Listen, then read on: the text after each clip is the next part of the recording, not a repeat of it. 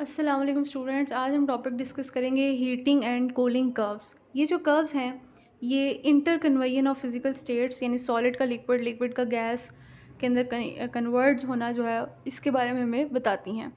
और ये कर्व्स हमें तब ऑब्टेन होती है जब हम इंटरनल एनर्जी और टेम्परेचर के बिटवीन जो है ग्राफ ड्रा करते हैं।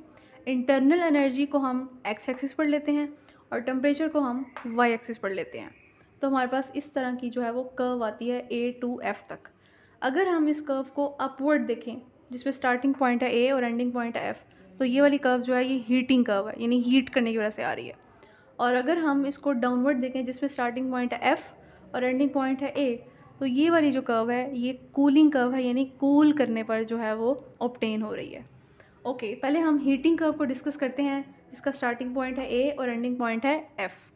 इसमें ए जो पॉइंट है ये बेसिकली सॉलिड है जिसको हम हीट करेंगे तो उसका टेम्परेचर इंक्रीज़ होगा।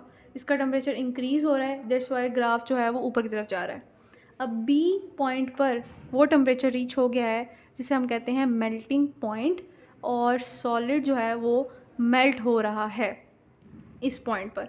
अब जब ये मेल्टिंग पॉइंट पर टेम्परेचर पहुंच गया है सॉलिड का, इस टाइम पर जो सॉलिड का अपना टेम्परेचर होता है वो कांस्टेंट रहता है। इसीलिए इसका जो ग्राफ हमारे पास ये जो लाइन आ रही है वो सीधी स्ट्रेट आ रही है। टेम्परेचर जो है वो कांस्टेंट है सॉलिड का। इस पूरे फेज़ में यहाँ से लेके यहाँ तक सॉलिड जो है लिक्विड में कन्वर्ट हो रहा है, और सी पॉइंट पर जो सारा का सारा सॉलिड है वो लिक्विड के अंदर कन्वर्ट हो चुका है। अब हम अगर हीट को ज़्यादा करेंगे तो इसकी हीट जो है वो लिक्विड की ज़्यादा होगी।